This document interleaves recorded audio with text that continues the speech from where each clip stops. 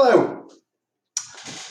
Hello everyone, and thanks for joining us on this little Twitch stream thingy. First time I've ever done this, so forgive me if it's rather unprofessional. I forgot what I put my head to look at the camera. Normally, like I guess the rest of you would be, I'd be watching Sean right now. Hi Steps, hi Donodags, hi Green Tea Rooms, Ian, great to see you all. Normally I'd be watching Sean's stream at this kind of time, so I thought, since he's having a couple of weeks off, and a couple of people asked me about it, I thought I'd do just a quick beginner's GoatTracker stream. Now, just to qualify, I am a beginner at GoatTracker the same as anybody else. I by no means claim to be an expert in this. I don't claim to be an expert in SID music, GoatTracker, any of this. But I have started using it about March of this year. I've done, I think, 4 or 5 tunes now using it. So I know enough to get by, and I thought I'd try and pass on as much of that knowledge as I possibly could. So, what I thought I would do is I'll give you a little bit of the basics of GoatTracker in terms of how it works and how it's slightly different from some other music making tools. Instruments seem to be a big problem for people when they first start off with the SID, so I'll tell you how to get some sounds, how to get some instruments, and what the different tables mean.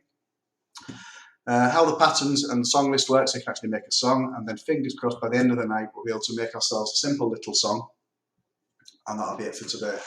Next week, hopefully what I intend to do is to save that as a executable as a PRG file with binary, create some sound effects, stick them into a C64 assembly program, and play them. What can possibly go wrong? So, great to see you all here, so thank you for joining us anyway. Hi Andy Magic Night.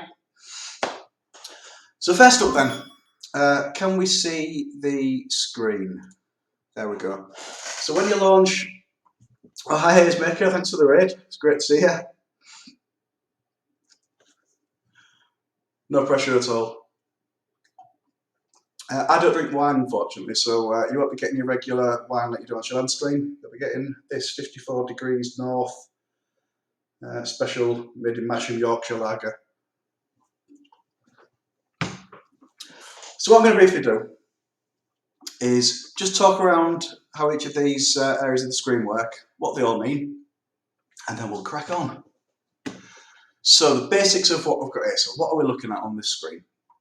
Well, the way that GoatTracker works is similar to the way that a lot of tracking music works on the Amiga and all other computers. Your screen is basically set into 3 sections. Oh, thanks for the follow. I won't even try and pronounce your name, but thank you. What I've got here is 3 main sections. I lost my thread there.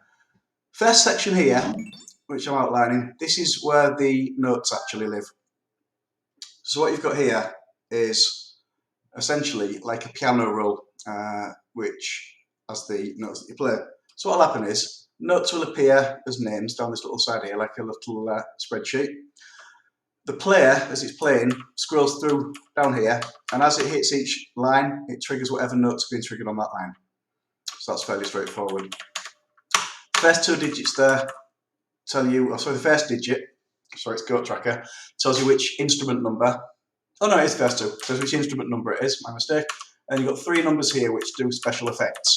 I won't be covering those on this particular stream. Up at the top here, it's telling you which pattern number is being played on any given channel at a time. So whereas with Amiga trackers, what you tend to find, yes, Hazemaker is a DOS program, it is horrendous. But what you tend to find on Amiga trackers is that you'll get 4 channels, and each of the 4 channels will play notes all at the same time. With GoatTracker, each one of the voices can be separately controlled, so you can play the same thing multiple times on different channels, which is quite cool. So what I've got here is we're currently looking at channel pattern number 0, pattern number 1, pattern number 2, and channels 1 to 3. All that will become clear later on when I load something in.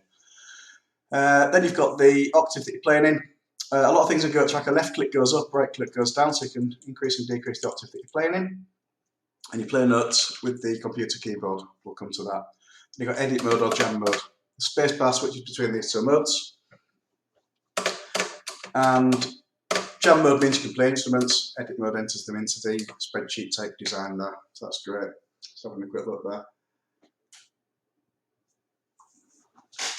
Okay, so that's your channels. Second part of it is your play part. What this does is this is the track. So where you see the tracks there with the notes in, up here you actually enter those in. So you've got play positions, that's position 1, and that's the end where it goes back to 0. And we can insert multiple play positions into here and play different tracks at different times. Again, that'll become hopefully clear. The next block here is your instruments, and this is the bit that we're going to focus on first. And this is where you set up in magical binary C64 code the instruments and some data to go with those instruments.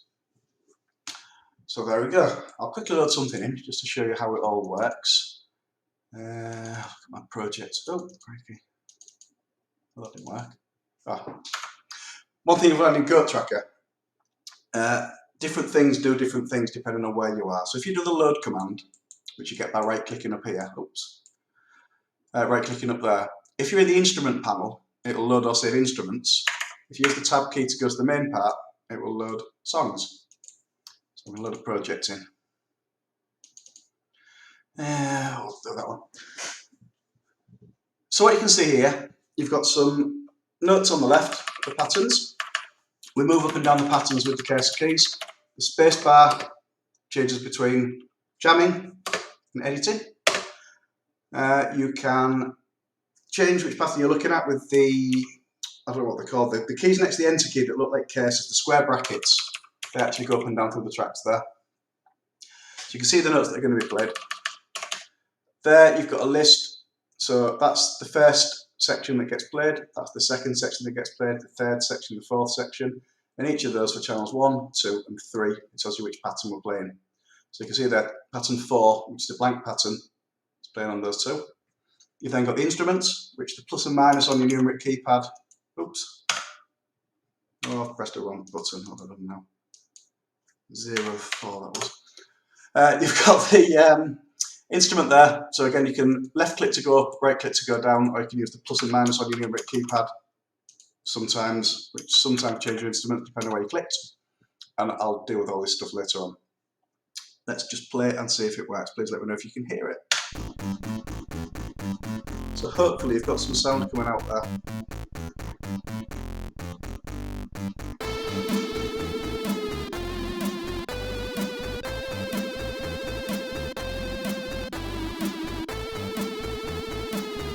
So that's how it plays. So by default, you've got a few other keys that you need to know. The tab key moves you around between the sections, so that moves you between this section, this section, this section, and this section. Tab, tab, tab, tab. You've got the spacebar, which changes between jam and edit mode. You've got the F1 key, plays the song from the start. The F2 song, the F2 button plays something different. I think that plays you from the that plays from the highlighted position here, so the bit that's in green there. I can change these by pressing space and it'll play from that section. There. The F3 plays the bit that's displayed on screen, whatever you happen to have in. So no matter what patterns you've got in, will get played with F3. F4 stops it. Other keys do stuff, don't know what they do, not bothered learning them. You're quite blunt. Hello Spirit, I'm great to tell you from Lemon 64 and doing it wrong. As I've explained, I don't by any means claim to be an expert at any of this, but I'll tell you what I can and then you can whiz off and learn it for yourselves. Okie doke. So that's basically how you, what all the different bits mean. Just checking that I've covered it all. So any questions on that or anything unclear on that? Otherwise I shall move on and we'll start to make some instruments.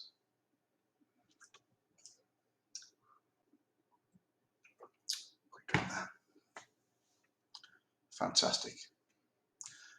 It's really great to see some people watching, so thank you ever so much for joining us. Yes, that's right, step Shift F1. If you press Shift F1, F2 or F3, it'll follow play. What that means is it'll follow the notes like that. Now, the problem I get with that is there's a little bit of lag. I found a way of reducing the lag somewhat, but there's still just enough lag that it annoys me. But if you like to see that, that's cool. back to that steps.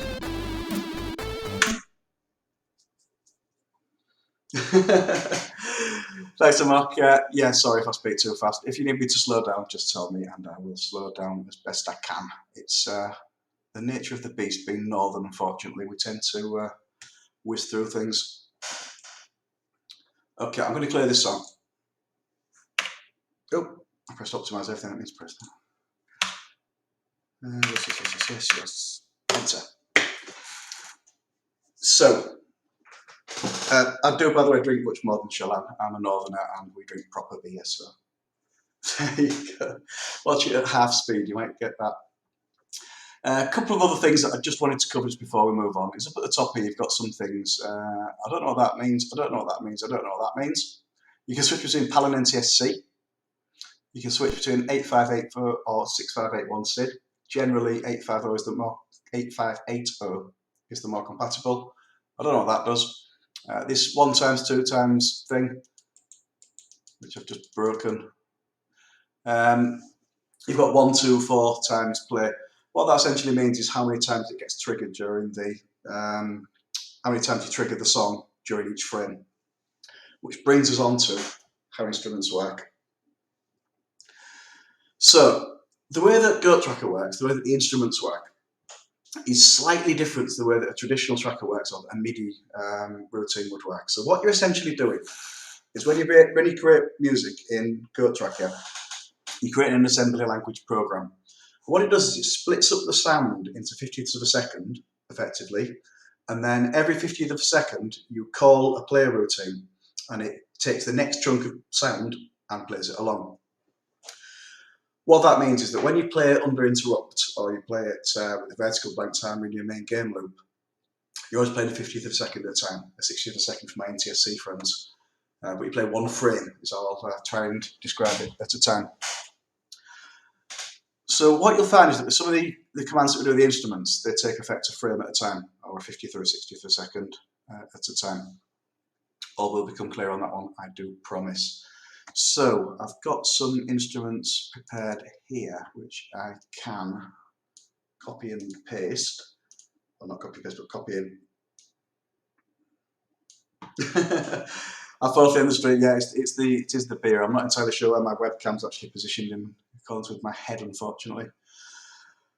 So what I thought I'll do, I will program an instrument in. I'll try and explain to you as I put it in what it is that I'm doing, and we can start to get a little bit more complicated each time. So the first one I'm going to put in is a basic kind of short sound. So to start putting your instrument in, you click into the instrument section or tab into the instrument section. You can type a name and press enter, and enter will move you between the things here. Now what you've got next is a tap, decay, sustain, release. So this is where I'm going to get my pen and paper out.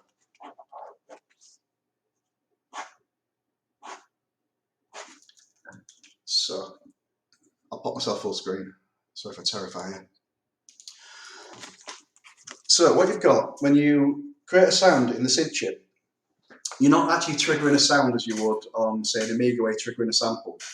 What you're doing is you're basically programming a synthesizer, and that's where attack, decay, sustain, release comes in. So each one of the attack, decay, sustain, release values can take a number between 0 and F16, and that tells you the length of time that it spends in that phase. What it's doing is this. So the attack is the initial part of the sound, the strike of the sound. It then decays slightly, and then it sustains, and then it releases. So if you imagine a simple sound like a drum, there would be an initial kind of pulsing boom, and then it would quickly tail off and go down. If you imagine something like a flute, it would have a relatively short attack and decay because you blow it, but then as long as you're holding that flute and blowing it, it continues on to sustain, then it will release. So what you're doing is you're essentially setting the amount of time the sound spends in each of these phases. Best way to show it is by showing it, if that makes sense. So the way that I tend to start out is I tend to start out by putting some basic values into attack, decay, sustain, release, just to make a sound happen. Whenever you create a sound, just putting numbers into here won't make anything happen. You've then got to have what's called the wave table.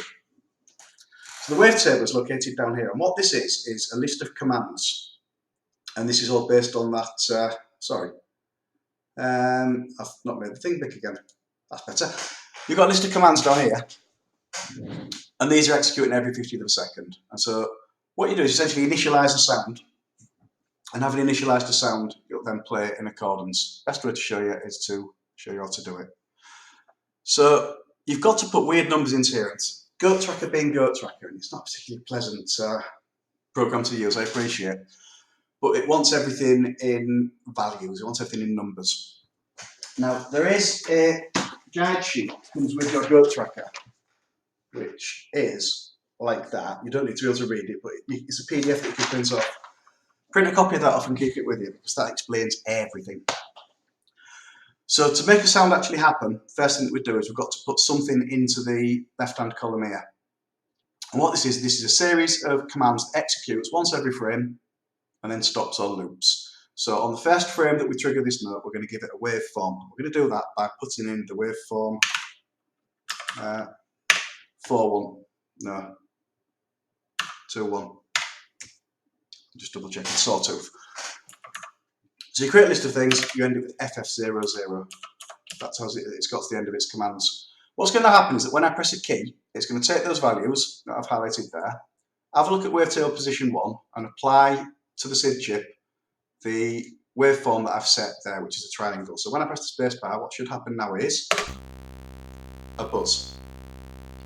So I've created a sound. So that's the first bit of how to actually get a sound to play on the SID chip at all. And this is the bit where most people start to begin to stumble, is just getting anything out of the thing at all.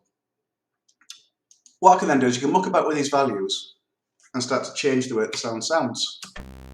So by reducing the attack, it goes softer.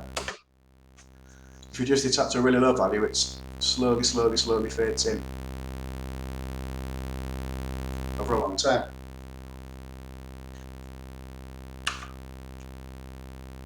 So that's what's happening there. You've then got, on here, you see I've put 21, so the 2 there, let me stop that.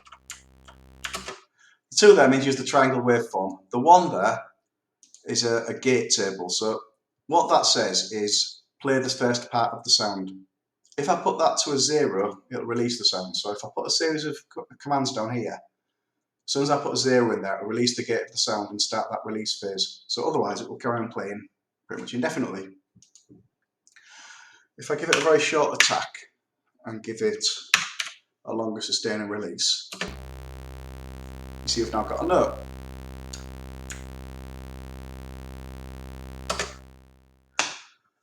So what I'm doing to trigger the sound is the spacebar, while you're in the instrument section, plays the sound and shift and space stops it. But that's not really very useful. If we tap through to the notes page and make sure it's in jam mode, which it is there, we can start playing it.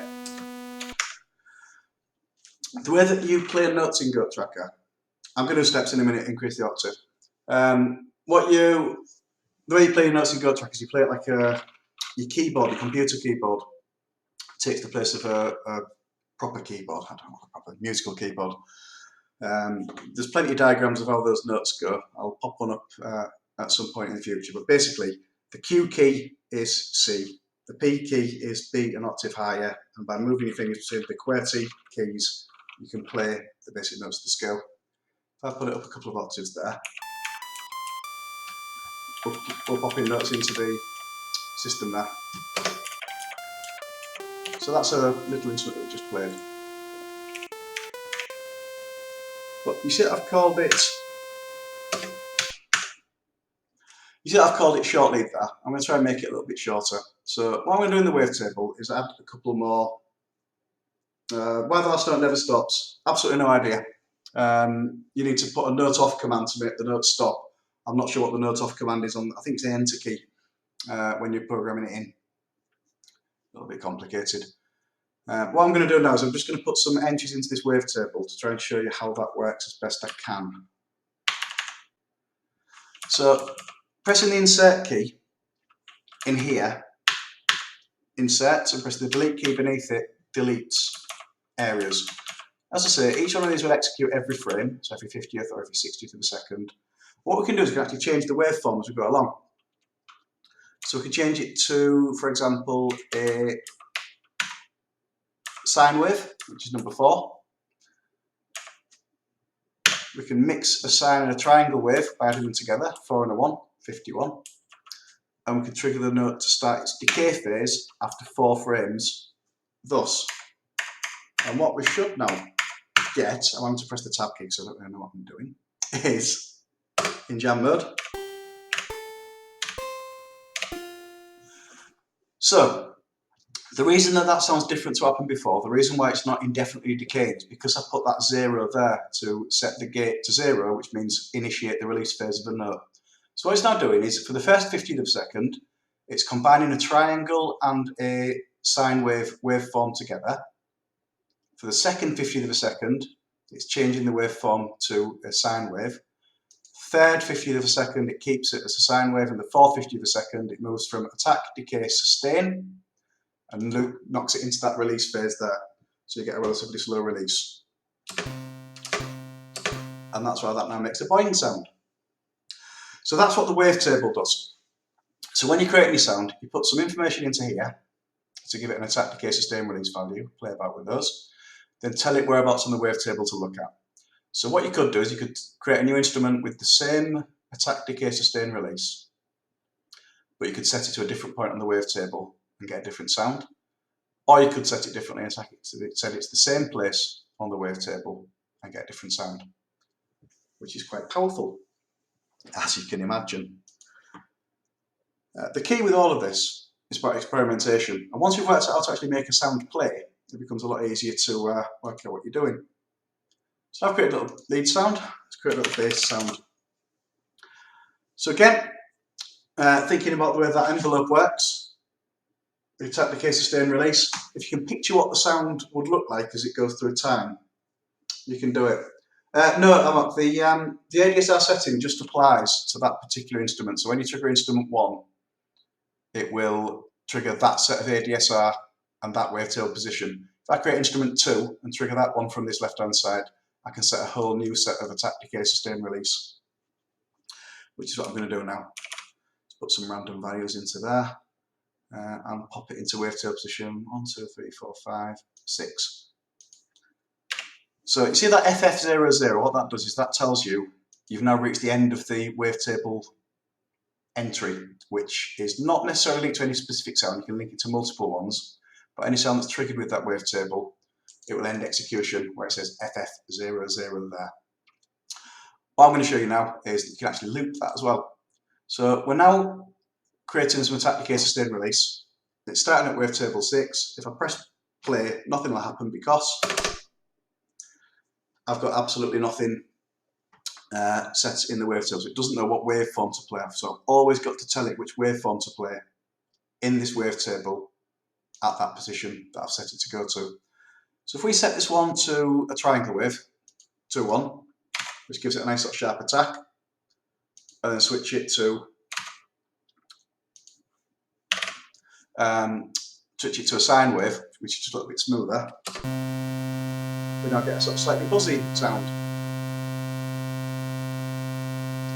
The reason that it's playing forever is because I've not turned the flag off with 0 to initiate the release phase of the note. What I can then do is I can then loop back to position 6. There. So what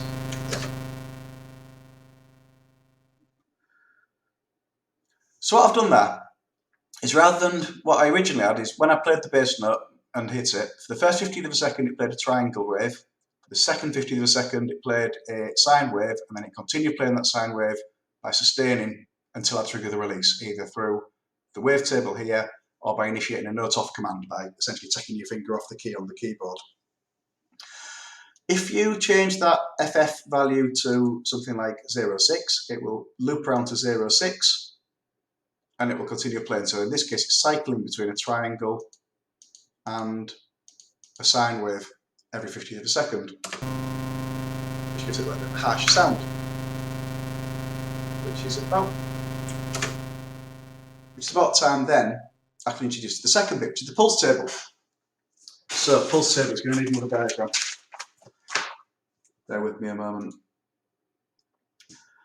Because the way that you get your SID sounds is, first of all, you can set up a basic sound like that. It'll sound like an Amstrad CPC or an Atari ST, and you can make some quite cool chip sounds.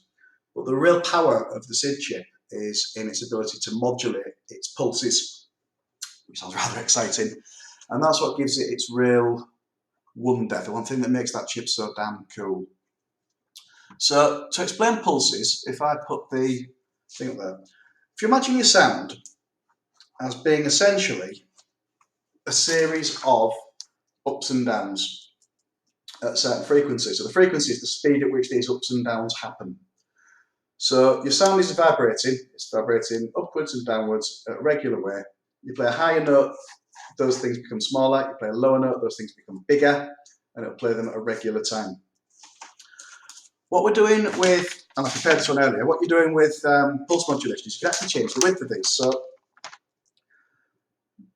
a simple wave could have a small amount where it's turned on and big gaps between. It could be regular, which is the default position, or you could have a long time turned on and a small time in between. What we can do with the pulse table is we can adjust that. So when we adjust the pulse table, what we're doing is we're actually changing the size and shape, if you like, of the pulses, of the waves of the sound, without changing the pitch of the sound. Best way to explain it is to show you. And so what I'm going to do is put some information in. So in the pulse table, you put information in. And again, I'll repeat my standard GoatTracker caveat is the best way to do this is to experiment and to copy off other people's sounds. I'm going to put some numbers into there. So what I've done there, again, this is where you've got to read the manual and learn a little bit. I'll copy some other sounds.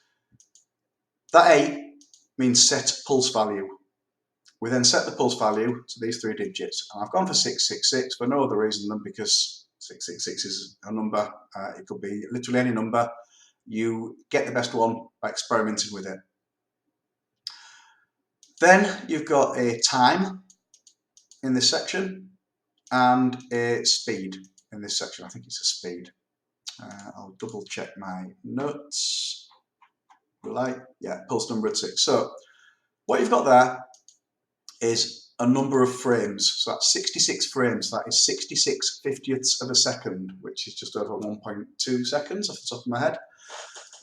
So with that, you're telling it how long to do it for. If you put 7F into there, it'll do it for 127 ticks. If you put FF into there, it'll do it for 256 ticks. It's just a number from 0 to 256. Then you're telling it what to do for that period of time. So for those 66 ticks, those 66 frames, those 66 50ths of a second, easy for me to say, what we're going to do? We're going to do 66. So what do I mean by 66? Well, this is a speed at which the pulse wave increases or decreases in size. So your standard, where am I there? So say that's your on-off size of your wave. You can increase it gradually, decrease it gradually, or you can float it about by doing little tricks in this table. What we're doing here is we're increasing it by hexadecimal 66. Off the top of my head, I don't know what hex 66 is, but you're increasing it by 66 each time. If you put, it's a 2's complement, so it can be a negative number, this one. If you don't know what that means, essentially it means that once you get to 7F, 127, then 80 in hexadecimal is actually minus 128. Is that right? Or it's the other way around, so 127. Essentially, 0, 1, 0, 2, 0, 3, increase the size. FF, FE, FD are decreasing the size of the wave. Let's play it and find out what happens.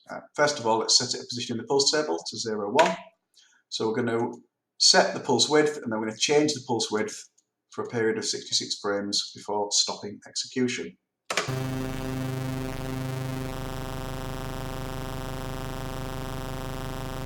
So what you should have heard there is that we had that buzzing sound that we had before we actually put it in, was this. When we add the pulse table, you'll hear it changing slightly and then going back to its original value.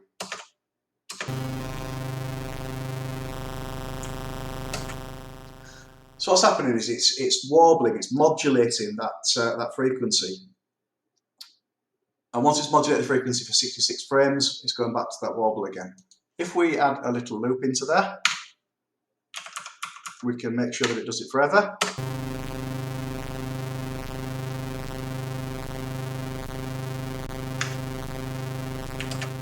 And now we've got a sound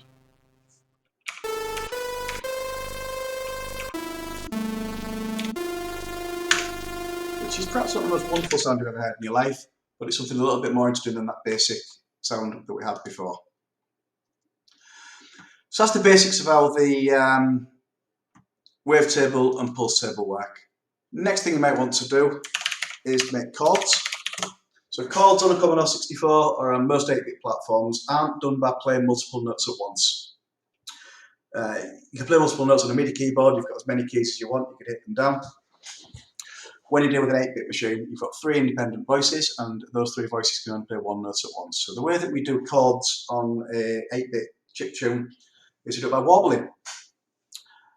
We wobble a note repeatedly. So what I'll do, I'll pop some figures into it and I'll show you how it's done. Now what? Because I don't know what I've done. So attack, decay, sustain, release. Next free wavetable position 0, 9. Not going to bother with the pulse table, and that's where we introduce the next concept, and this is where this sheet comes in handy again. I'll just show you a little bit closer. That sheet comes in handy again. So you see there I've got absolute, relative notes and absolute notes. And the way that we can use those in the wavetable is on this right hand side. So we've used the left hand side to set waveforms. We can also set notes on the right hand side. And we can set 2 things. We can set relative notes or absolute notes. What does that mean? Relative notes are relative to the note that's currently playing. So as you play on the keyboard, if you set a relative note of, say, an octave higher, you play a C note and a C note 1 octave higher. If you play absolute notes, then whatever key you press on that keyboard, it will play the note that you've determined in here. The values for all of those notes are all listed on this bit of paper. So once you know what note you want to play, all's well and good. I won't get too deep into music theory because that's not why you're here, but I will show you the basics. So first thing we always have to do is whenever we set up a sound, we set it a position in the wavetable, we then give it in the wavetable some kind of waveform. And having set a waveform, we set an FF00 so that we can end the execution of the wavetable commands. That's the basic things you need to do to make a note sound. So now I should get a buzz. Oop. Having got a buzz, we can then change the pitch. So as you move along here, you can press the insert key and you can insert spaces. In the right hand side, what you can then do is, again, this is all in hexadecimal notation, but if you imagine that 00 is the note that you actually triggered, the note that you've just pressed, you can actually increase the pitch of it, or you can decrease the pitch of it with relative notes. So every time you put a number into there, it will increase the pitch by 1 semitone. So what you should hear, if I just put some random figures into there, this should gradually increase the semitone at a time, and each one of these will happen in a 50th of a second.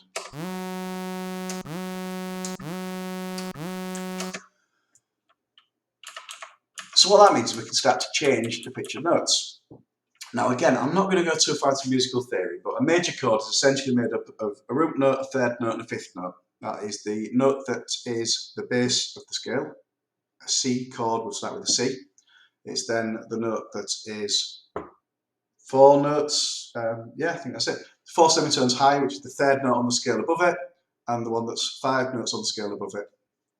Someone who's musical like steps can probably correct me on that musical theory there. It's a long time since I did it. What it means in practice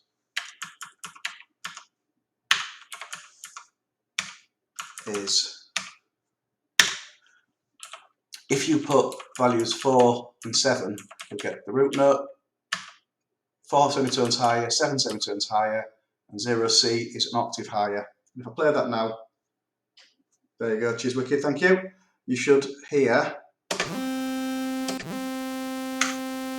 an odd buzz. If we use the command here to loop back to position there, 0A, so I'm not retriggering the note, it will loop around.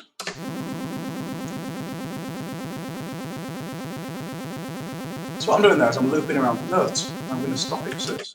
So what I'm doing now is I'm playing the root note, fourth, or the third, the fifth, and the octave, and I'm looping that around again and again and again. And if I play that at a different octave,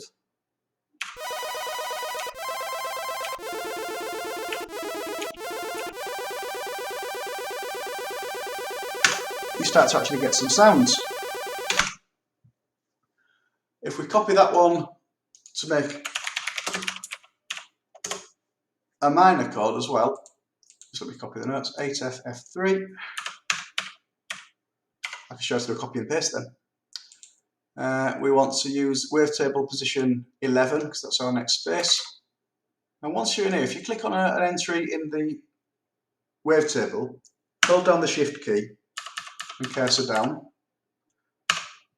You can then do Control C copy, Control V paste, and then all I'll need to do is just change that loop so that it goes to position number 12 to the 0A.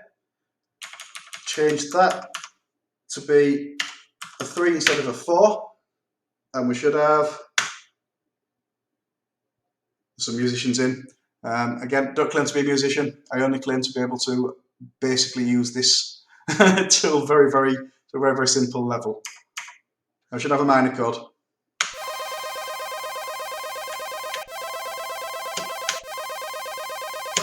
There you go. That's how you make a minor chord. So, whizzing on through, let's just make a couple more instruments. Let's make a bass drum. Bass drum, very short attack, very short decay, very short everything to be fair. Give it a long sustain, a bit of a release. Give it a wavetable position of 90, which is our first space. And if you imagine how a bass drum sounds, we're describing in 50ths of a second what we're going to do. So what we're going to do is we're going to start off with an absolute note. So I've done that. I've set the gate. So I don't want this sustain and release to happen yet. I want it to just go to attack, decay and sustain rather. I don't want to release it. Noise waveform. And here this DF, that's off this magic sheet. And it says here that DF is the highest possible pitch that the SID chip can play. So it is B in the 7th octave. What does that mean? That means that whatever note I play on the keyboard, I'm always going to get a B7. That white noise. Okay? But we don't just want to hear white noise going over and over again. That's not very cool, is it? So once we've done that first frame, we then change. If we change that white noise, which gives you a click at the beginning, into a sine wave, and if we set it to A4, which is C3, C in the 3rd octave, and if we then change the pitch of that, dropping it to A0, which is a lower pitch, which I can read off the sheet, and then 9A, what we're doing is we're essentially reducing the pitch of that. So what we're doing is we're playing 50th of a second, or a frame of white noise. We're switching it from white noise into a normal sine wave, a nice pure note, and then we're changing the pitch of it, ramping it down, 3 notes, 2 notes, there. Let's do 3 notes. If we have another one, oh my god, there we go.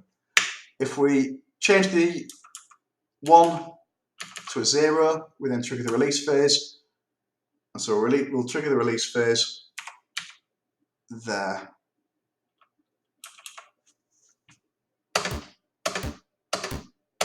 There you go, the bass drum.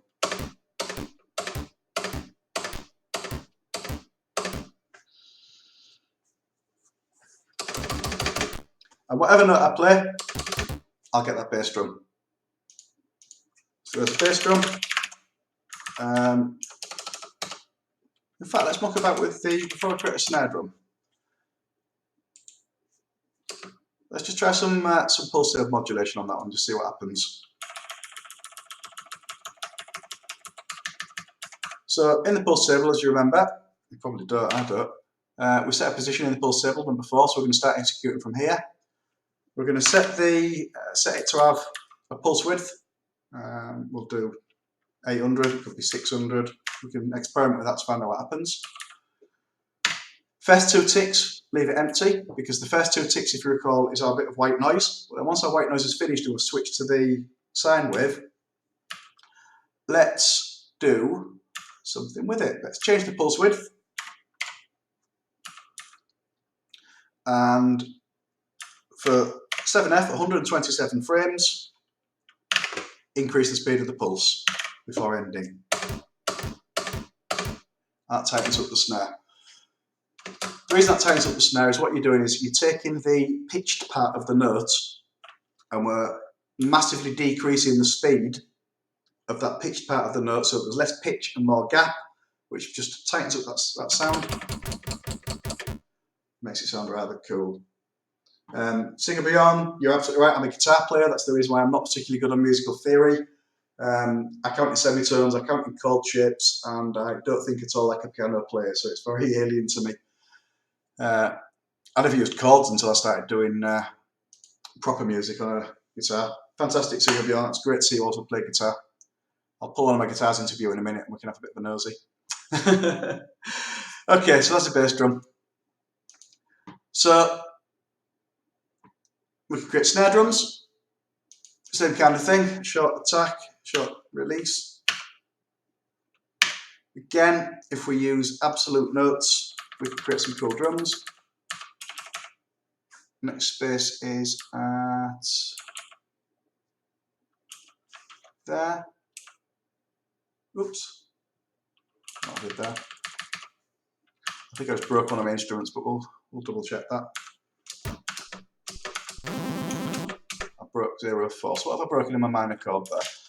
So in wave tail position 11, I deleted my 21, that's what I did.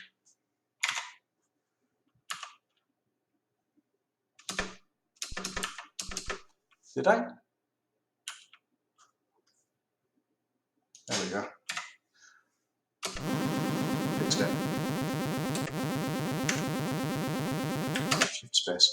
Keyboard commands in this GoatTracker are absolutely horrendous, but we'll get by.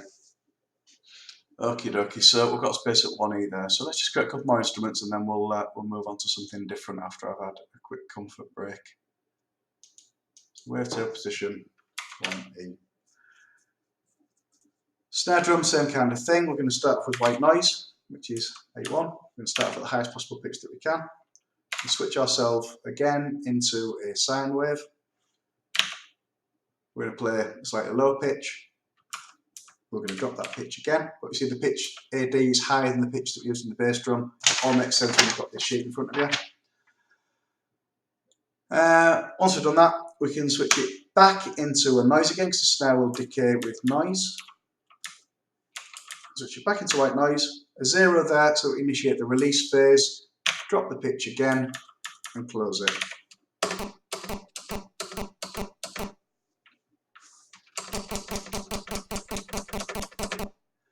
So we've got a kind of an odd sound there. We might have a bit of adjust to that one in a bit, but let's just do some pulse modulation on it just to finish it off and see if we can tighten it up by changing the pulses. Again, by decreasing the width of the pulse, you make less musical part of the note and more of just the sound part of the note.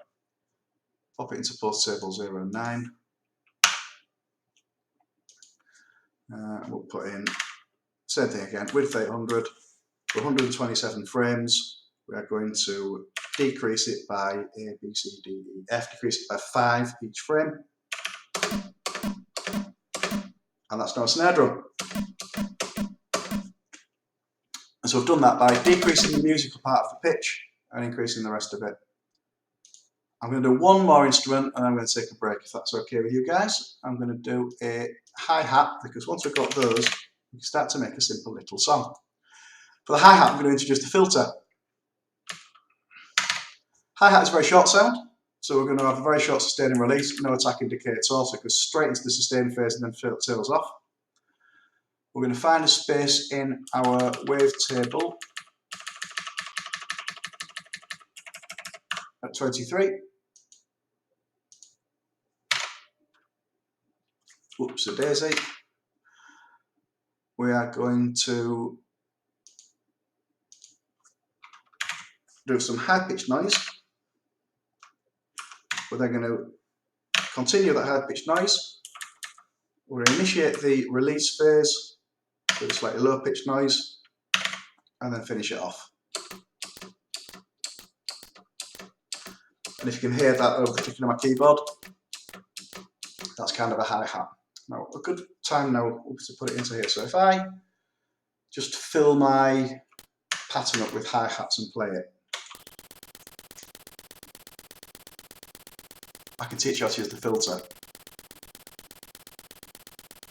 So filters, quick swig of the drink. SID chip has got 3 filters, and the filters can operate on any of the channels. So it's important when you're setting your filters to think about what channel it's going to be used upon. Now, the 3 filters that you've got, think of them a bit like a graphic equalizer. You've got a low pass filter, a high pass filter, and a band pass filter. The low pass filter lets low pitches through, but not high pitches. So it's a bit like getting the bass and turning it right up, and getting the treble and turning it right down. That's your low pass filter. High pass filter is the opposite. It lets high pitches through, so you're turning the bass right down, the treble right up. And the band pass filter is like a tone command, if you imagine on an old hi-fi, where it can actually change the pitch that gets affected. So essentially setting a cut-off pitch and then filtering around that. Now, I'm not going to go too far into the filter. A lot of SID musicians just don't use it at all. I rarely use it except for special effects. Ben Daglish, for example, never used the filter. The reason we don't use the filter is that on the original SID chips, the 6581s, there's a huge variety of different filter operations. They can sound completely different. So if you set something that sounds great on your SID chip, it can sound terrible on somebody else's because the filter setting's been wrong. I'm emulating an 858 chip here because the filter's a little bit more standardized, a little bit more usable. But essentially what I want to do here is, if we use the filter, we can actually set the filter so that it filters out some of that bass sound and makes our sound a little bit more hissy, a bit more like a hi-hat. So I'll explain to you what I'm doing, but don't worry too much about the filter. If we want to do more playing with the filter, we can always do it at a future time. We don't want to go mad with it. But essentially, this is how it works. Like with everything else, you set a position to jump to in the filter table for your hi-hat, 0, 1 in this case because we're not using it. We then set what kind of filter we want. This sheet tells you what filters are. C0 says set a high-pass filter. That's all it's doing. You then say what the resonance you want is. So 1 being very little resonance, F being the most resonance that you can, so I want the most aggressive filter that we possibly can. And then we set the channel, which you do with a bit mask. So 1 is channel 1, 2 is channel 2, 4 is channel 3, and if you imagine a binary number with the 4 channels in it, that's how you set any number. So like 7 will set all of your channels to being on. Again, that's thoroughly explained in this section of the sheet. So you don't even have to remember how to use binary, which is great. Again, we're setting things at 50 to a second. We can set a cutoff for the filter. I'm going to pick A0. That means that frequencies higher than A0 can pass. That means that frequencies higher than A0 is, I can't remember what it is now. I think it's a middle C, there or thereabouts. So it's going to cut off everything below that thing. Again, you muck about with that number, you get different results. Once we've done that, we're going to start filter execution. So while the instrument's playing, we're going to filter it so it's high pitched. I'm going to demonstrate to you the difference between it by changing this from a 0 to a 1 as it's playing. That's without the filter. That's with the filter.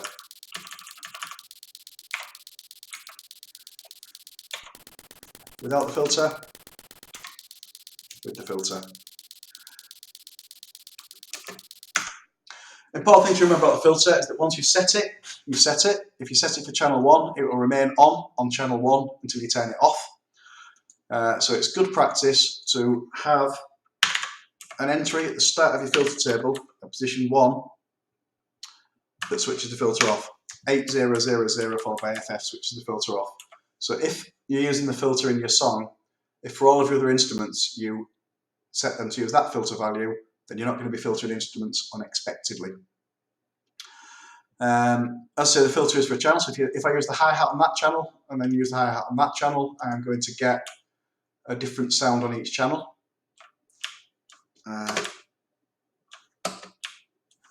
Where's my delete button gone? For some reason I can't delete. What have I pressed? Okay. So if I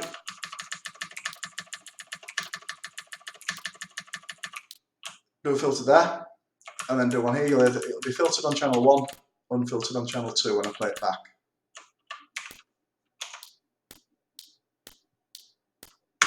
So remember that the filter acts upon a channel, remember that you need to switch it off.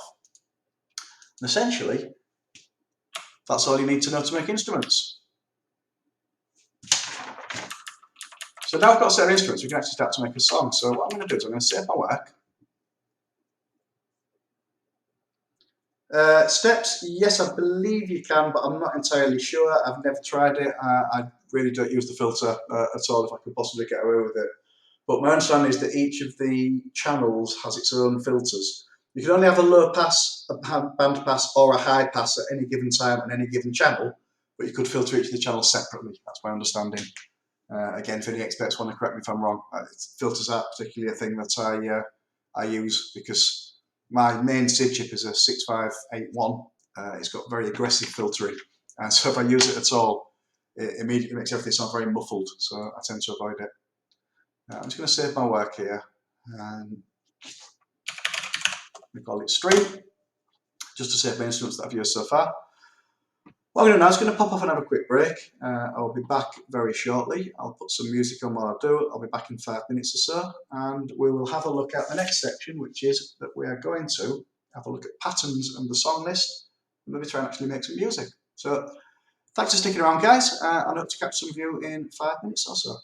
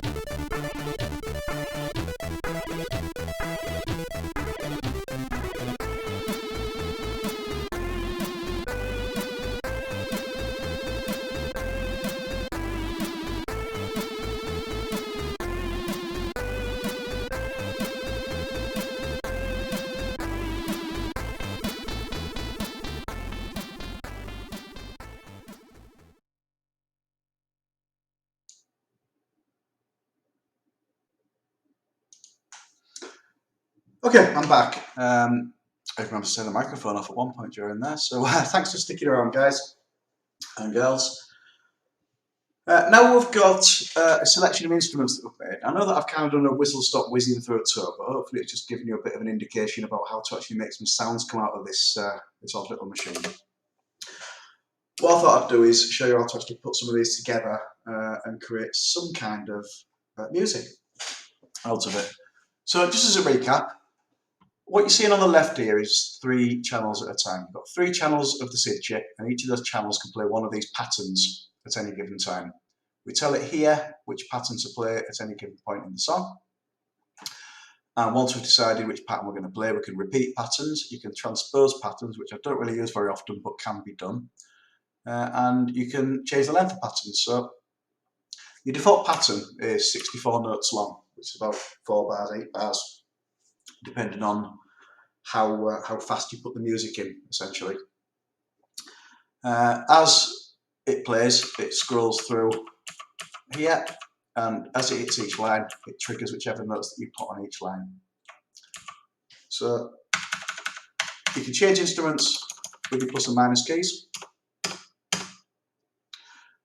and you can change between edit mode and jam mode with the space bar, and that tells whether or not you're editing or not.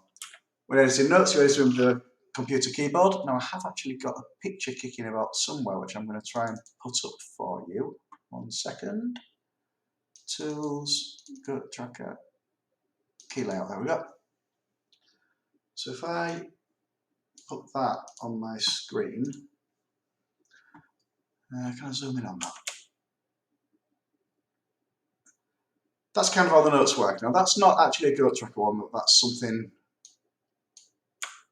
not dissimilar to it. So your Q key is a C, and it says they're C5, but the C actually is dependent upon the octave you've got chosen at the bottom left of the screen on GoatTracker. Going up to an E, which is the B key, the Z key through to the M, there's C, you see it's got an H there instead of a B, which is, Finnish musicians use H instead of B. And the black keys on the keyboard are these keys here, so pressing a 4 or pressing an 8 won't do anything, but pressing a 2, 3, 5, 6, 7 will play your sharp notes, depending on what key you're in. If you stick to the key of C, you'll never need to worry about those. Well, that's how you're going to enter your notes in. So when you see notes appearing on the scrolling part of GoatTracker, I'm pressing these keys in order to actually get them to come in. That's the only way. You can't, if you want a B note, press the B key to get a B note. You must press either the U key or the, where's the B or the N key. That's the only way that you can get that particular note to come in.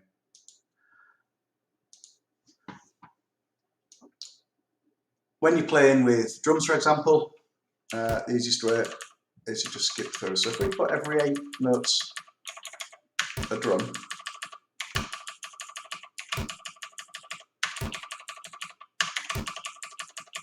and then play with F1,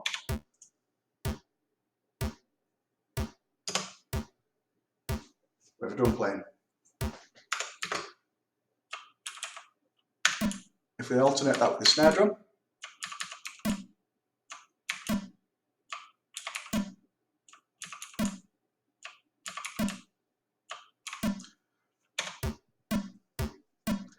you've got a little bass snare pattern. So that red line, that's the currently played note. If I play it on follow play, as it passes the cursor, it's triggering each of those notes. What I'm going to do now, I'm just going to select this. There's a select all, but I don't know what it is. I'm just going to copy that pattern with Shift X and copy it to pattern number 1. And the reason I'm going to do that is because I like to keep pattern 0 free as an empty one in case I want to play nothing. What I tend to do is I tend to put a note off command, which you press with the enter key. That triggers the decay part of a note. So if you're not triggered it in the wavetable, you can stop a note from playing and start it decaying by doing that note off command. So that's a useful little tip. On Amiga, I put C00 command there, which would stop the volume. I'm just going to shuffle all these along one. So what you see, what I'm changing up at the top here, this is for the first position. The first thing that plays, it'll play number 1 on track 1, number 0, the empty one on track 2, number 0, the empty one on track 3. Once you've clicked into this area here, you'll notice that it doesn't change what I'm looking at on the left-hand side of the screen, which is quite irritating in GoatTracker. What you need to do to get to display is, once you put into there what you want to play, you'll press enter on each one separately, and you see it changed the pattern numbers there as I did it. So what I've got now is I play nothing on channels 2 and 3, and our little bass and drum on the left there, which is possibly time to talk about composing for SIG. So when you're composing for SIG, if you are used to using an Amiga or a similar kind of tracker-based program, you'll probably find SIG music relatively straightforward to get into. Once you've got the idea that the patterns are patterns for each channel rather than patterns for all 4 of the channels as they are on the Amiga, you'll get the hang of how that works. But where it differs somewhat is the way that we deal with the rest of it, the composition part of it, if you like. So 4 tracks are quite restricted on Amiga, and I love Amigas very much. 3 channels is even more restricted, and so you've got to compose around that. So if you were using MIDI, you would have 64 tracks, and you could hit 64 keys on your keyboard, and 64 sounds would come, and they'd all be on their own separate track. And if you thought of it as being like a multi-tracker, if you've recorded in a studio, and you would record the bass drum on one track, the snare drum on another track, or perhaps you might mix it down and record the drums on a pair of tracks. Forget all of that. That's not how we do it on a Commodore 64. On a Commodore 64, what we're doing is we're fitting instruments into whatever space we possibly can. The way that I tend to do it is listen to other people's music that you like and see what they do. So you'll find that most people's favourite composer, Rob Hubbard, favourite SIG composer, would generally not use bass drums. He would nearly always just use a snare drum. And he would compose his tracks around a bass line that ended in a snare drum. So there'd be a bass phrase with a snare drum in it, and that would be a channel. Main Active Noise, Joe Antel tends to use bass and snare drums. What he often does is he has a kind of a reggae feel to his sound. So he will have the bass hit between the bass and the snare drums each time. So again, composing around that limitation so that one channel can be the bass drum, the snare, and the bass itself. We'll try something similar ourselves. So if we were to insert some bass sounds into the centre of here, I can find my bass. Change our octave with the right button to go down an octave, and say let's put that one. So backspace deletes a note. If you press the delete key, it deletes a note and brings it up one, and you have to press insert to put it back again. So what we've done there is made a simple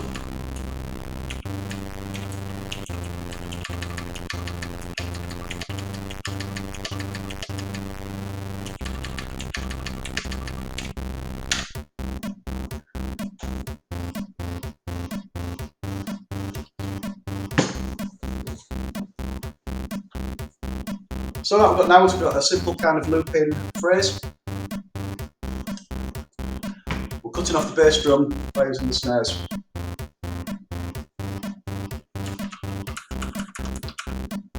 And we can continue along that vein. So if we were to change the order list, we can literally just type a number 2 in there and press enter, and we create a new track 2. These patterns already exist in memory. What happens is when it saves it out, it just saves out the ones that have actually got notes in them that get used. So if I just pop a 2 into there, I could pop FF into there. I couldn't, because I think there's only allowed to be, I'm not sure if you can have 256 patterns, but if I was to put the biggest number into there that I can get away with in GoatTracker, it would let me do it. I could use track 1 and track 7, not use tracks 2 through 6, and it still works. So don't worry too much about that. So if you want to plan out your song beforehand, it's quite possible to do that. So what I'll do is I'll just create a new pattern for pattern 2. I pressed enter while I was clicking on there. I'm pointing my finger, which is kind of pointless. I'm pressing on there, enter on a number 2 to pop it into pattern 2 there. Make sure I'm in edit mode. I'm going to use my hi-hat now. Left clicking to increase. Hi-hat, remember, uses absolute pitches, so I don't need to worry about that. I think you're absolutely right. You can use 2 channels for sound effects. You can use all 3 of them, in fact. It'd still have a good crack at playing sound effects, even if you've got something already playing on the channels. So if I just pop some random... Right, I'll put that onto channel 2. So that was my filter. So if I change my filter to channel 2, there we go. You need to remember that if you actually filter, that your filter's got to apply on the track that you actually have the thing on. Just try something. If I just increase my octave there.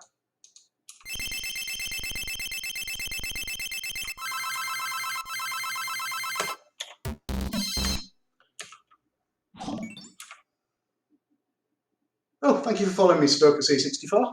Very kind. So, what am I doing there? That's what I want to do.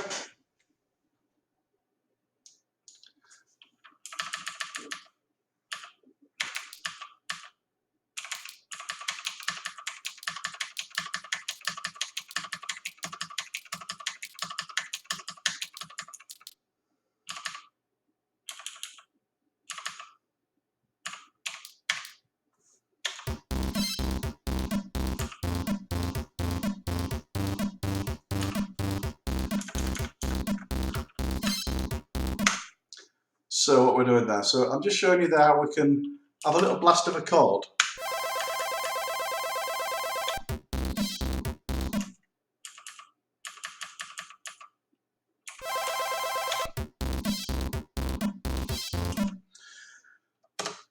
And all the filters affecting it.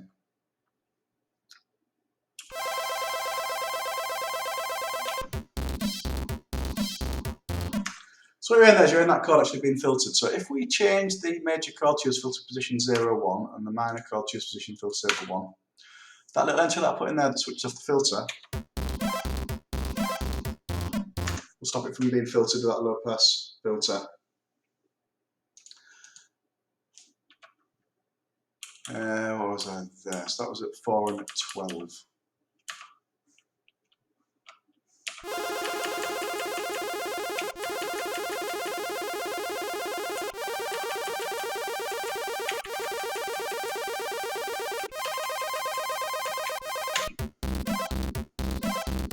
Yes, steps. The filter will affect everything on that channel. So once that filter's set, that sets for the channel of the instrument. So you've got to make sure that you're not setting the filter for a channel the instrument's not playing on. And you've also got to check that your filter is not affecting other instruments that you don't wish to be filtered, although you might. Now you can set the filter on one channel or on one instrument to affect a different channel, so you filter a different instrument when that instrument's triggered. Loads of really, really clever stuff. None of which I'm going to go into today, but you will hear it in some C tunes.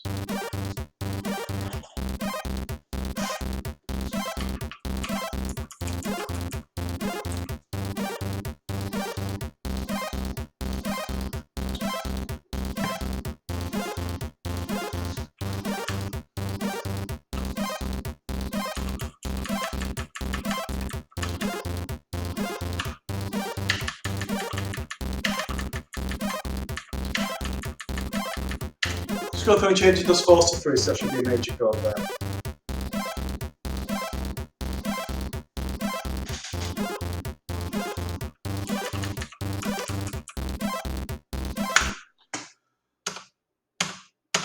And then once you've got all of that stuff in, we can have another track. And we can play along with it.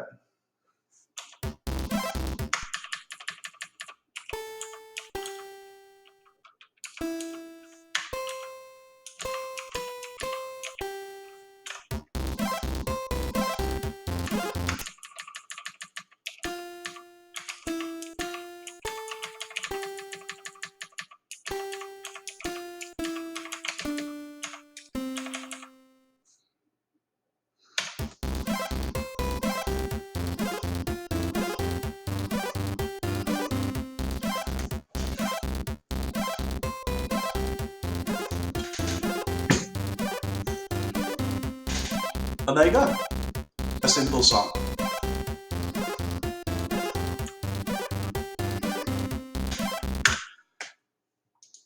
Once you've created a couple of patterns, you can start to build it into a more complete song. So up in your order list here, you're setting what's playing at any given time. We can add stuff in with the insert key. Whoops. The insert key will add new entries. So now I've got a second entry, so that means that once it's finished playing this section, you'll see it going into the zeros, which means it's just playing complete nothing. And there you go. If we were to change that to 1, 2, 3, it'll now repeat the same thing once it gets to the end there.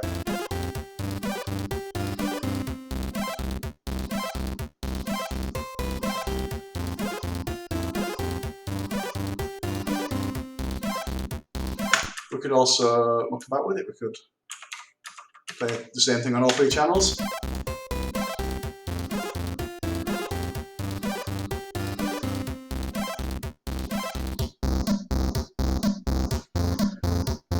That's just playing the same thing on all 3 channels, or we could do something different.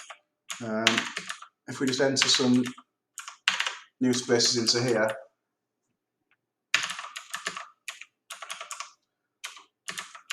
we could add a second section with sections 4, 5 and 6.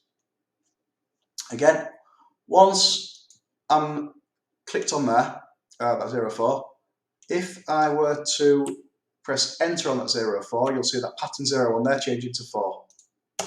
So what I'm looking at is pattern 2 there, not pattern 5, is not what I'm editing. One of the most common things that I do when I'm using this, yes, you're right, steps, I'll go to that in a second. What that 0, 0, 0 does, that's a loop that at the end there. That 0, 0 tells you where that's a loop to, so it's looping to position 0. I'll show you it in a pre-made song shortly. We can zoom that in. In fact, let's load a song now. Let's load a song. Let's load one. That one. No. Let's load. I'm trying to load one that I'm not going to upset anybody by bringing in. Let's load vegetables again. So in vegetables, you've got your order list there. In this case, you see I've got track 4 is the empty track. Number 5 is that first one. And as you scroll along, you can see in each position, it's playing a different set of 3 tracks. At the end, RST01 will be looped back around to position 1, not position 0. So position 0, we loop back to position 1. So we don't ever play this first 64.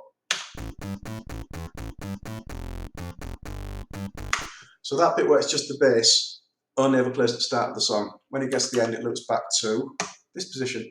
So I'll show you a couple more things with the song play. So once you've got some patterns in, once you're within the song play, you'll see that some are highlighted in green there. The ones that are highlighted in green is the position that you're going to start playing from when you press the F2 key rather than the F1 key. So if I set it to there, when I press the F2 key, it will start playing from the green part, not from the beginning. Thus, you can also set an end point for that with the backspace key, and it will just loop that. So if I just loop 2 bars, what will happen is it will just play the section that I've marked.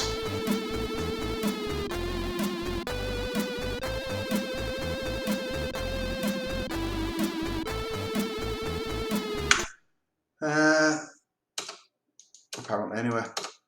I don't normally use the backspace, but I just use the space bit. So I use this to set where I'm going to start from. Now you've got to make sure you get it in line, because you can actually set it any way you want, and you can play patterns that don't go together.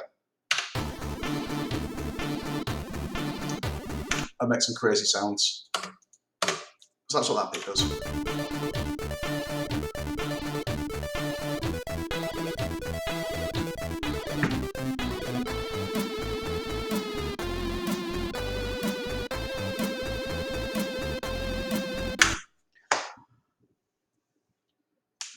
So that's how we do that one. Next thing that we've got, as well as having the patterns in here, the instruments and all the rest of it, is you've also got subtunes. So you see that's a subtune position, so you can see which position you're at, which that's where you want to loop. You can also change with the left click to go up, right click to go down, the subtune. So here you'll see that there's a subtune with another set of different things. So this time we're starting at C and B.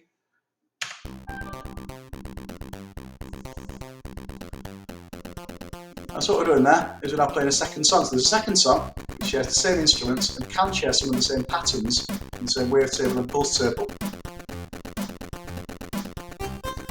The reason that we'd want to do that is to have the same file. That's right, Muffin.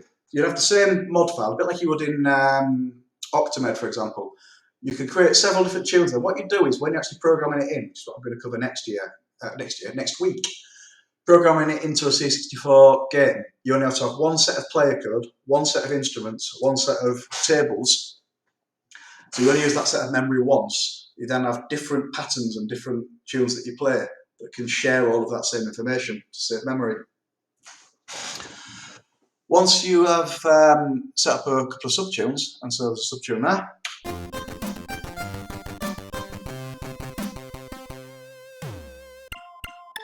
you can set little subtunes that essentially little stings.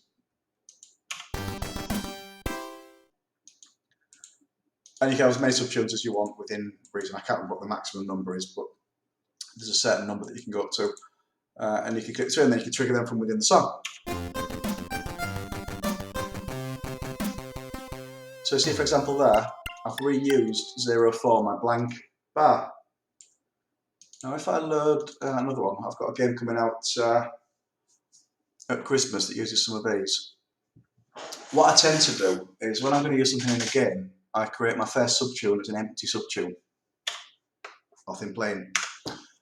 That's because the way that GoatTracker works is that when you have sound effects, the sound effect player is part of the music player, so you need to be playing some music to make a sound effect play. So if you put an empty tune somewhere into your file, and I use 00 just because it's sort of 0 is off, you can then play that when you want to just play sound effects and not play anything else. We'll cover more of that next week, but this is just the kind of key thing here.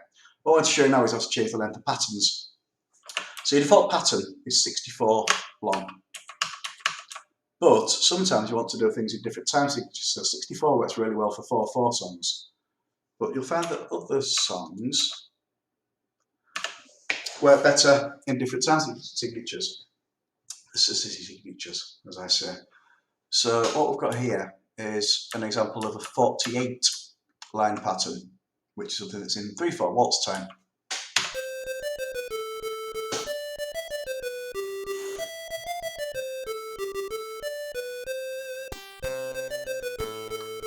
And so what I've done here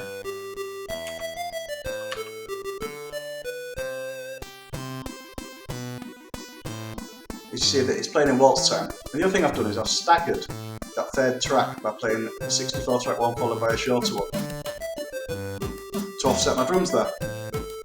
So you can do loads of really cool stuff once you've got started with this stuff. I think that's pretty much everything that I wanted to cover in that area there.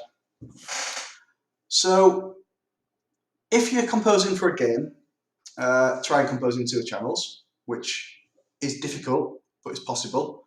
In this instance here, this is an in-game tune, so you see I've got stuff playing on channel 1, stuff playing on channel 2, and channel 3 is just looping a 0.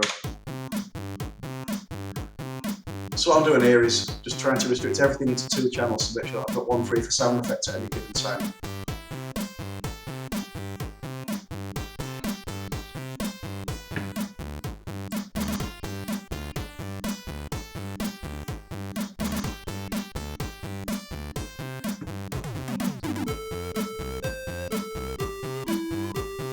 So it's restricted everything into a couple of channels there, and we've got one free to be playing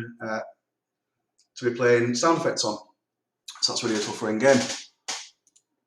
As I say, I think I'm coming towards the end of my hour stream now. I've got covered the bits I wanted to cover. Is there anything anybody wants me to go over or clarify that I possibly can with this, or are you all kind of happy to go away and have a bit of a play and see what you can come up with?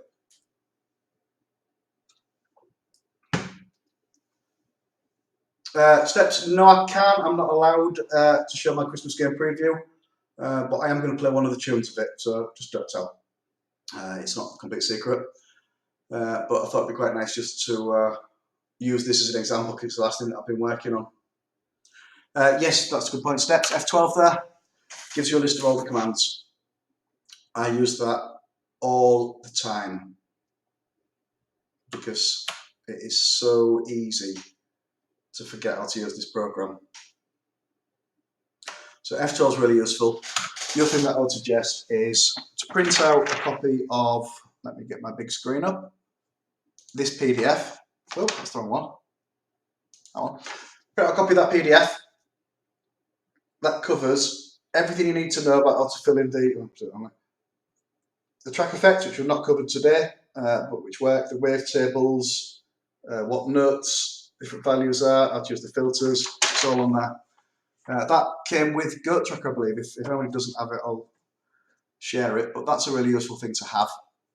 I also have things like this stuck to the front of my PC, which says space and backspace, start and end for F2. So bits that I forget, I press all the time because it's completely alien to me the way that this all works. What I'm going to cover next week then is, now that we know roughly how to get a sound, which is the main thing, we can make an instrument, we can create some sounds, we can create a simple tune. I'm going to show you how to take a tune and put that into a game. So we will get out the assembler. I'll show you how to convert your sound effects. Well, first of all, how to make sound effects and how they're different to making instruments, how to save them. I'll show you how to turn them into binary so they can be incorporated into your C64 program, include them into an assembly file, and trigger them along with some music. What I've not shown you yet is how to load and save instruments. So a useful tip is, go on the internet, and while you're there to make your instruments, is go and steal some songs. So one of the really helpful resources that I found was a chap called Richard Bayliss, who is a really good SID musician, and a really alright, nice guy. He's created loads of SID tunes and he's shared the song files on the internet. So what you can do is you can actually load a song, and once you've got the song, you can save the instrument. So if you click inside this instrument table, and this save button, which you hold down the right button and press save there, changes from being save song into save instrument. You can save out the instrument. There's Richard's GoatTracker wet tunes there that I used to work on some of these. When you load the instrument back in again, it will, on the fly, work out its wavetable. So when you save it, it'll save all these wavetable positions. So this one starts at wavetable position 63, which is that section there. If I were to save out that instrument and load it back in again, it would automatically relocate that on my wavetable at the next available space. So you can save instruments out of one song, load them into another, and it'll copy the wavetable, pulse table, filter table of each one. I haven't covered speed table because that's mainly used for the effect within the tracker. If there's interest in it, we'll maybe cover it at a later date, but I'm not intending to do more than 2 of these streams, I don't think. Yeah, I think that's pretty much where I want it to be. So if I just load another song in, what else have we got here? I'll be working on Hired Sword. I don't really want to share that one. Upward. That's the stream one that I saved earlier on. We'll stick the Christmas one on. It's not going to spoil the game. It's just going to spoil a song. What I'll show you, this is just an example of what you can do once you've got some instruments, you've got some sounds, and you've worked out how to use these. So, for example, there, after the 2-digit instrument, I've got E05. What that says is change the tempo every other line based on speed table position 5, which is there, which gives it a swing feel. So what I tend to do is I'm going to play this song, and then I'm going to move on again. So we'll play this song. I'm back in 5 minutes, and we'll see if there's anybody to raid shortly after that. Sorry, I'm just distracted by something else here. So just let me pop the microphone off, and we'll see what we can do with GoatTracker once we've got the hang of it.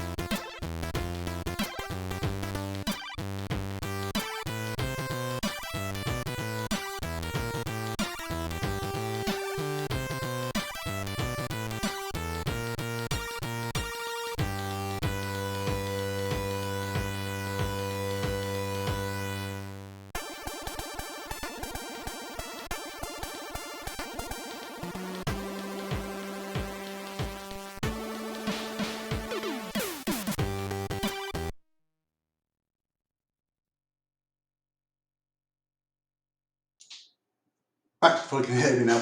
So that's just an example of what kind of things you can do, and that's just using the basic kind of knowledge that I've worked out of the wave table, pulse table, filter table. Just a quick recap of what we covered tonight then. Loading GoatTracker, what each of these sections of the screen do, how to make an instrument, how a bit of attack, decay, sustain, release, pulse modulation works so it can make your instrument sound nice. So hopefully you're confident enough to experiment with that, how to enter the notes, and how to make a simple song. If there's any questions that anybody's got that I've not been able to answer, or if you're watching this on catch-up stream and there's anything that you'd like me to cover, drop me a line on Discord or through my Twitter, which is @RichmondMike. @RichmondMike on the corner of the screen there. And I'll try and answer it in the next stream, which will be next week. Probably that'll be my last stream, because after that, our friend Shalom will be back, and we'll be able to learn about proper C64 coding from somebody who actually knows what it is that they're doing. But I hope that that's been beneficial to everybody. I'm going to go and find someone to raid even. Many thanks to everybody for watching, and I really hope that you enjoyed it. So thanks very much, and I'll catch you at the same time again next week. Goodbye.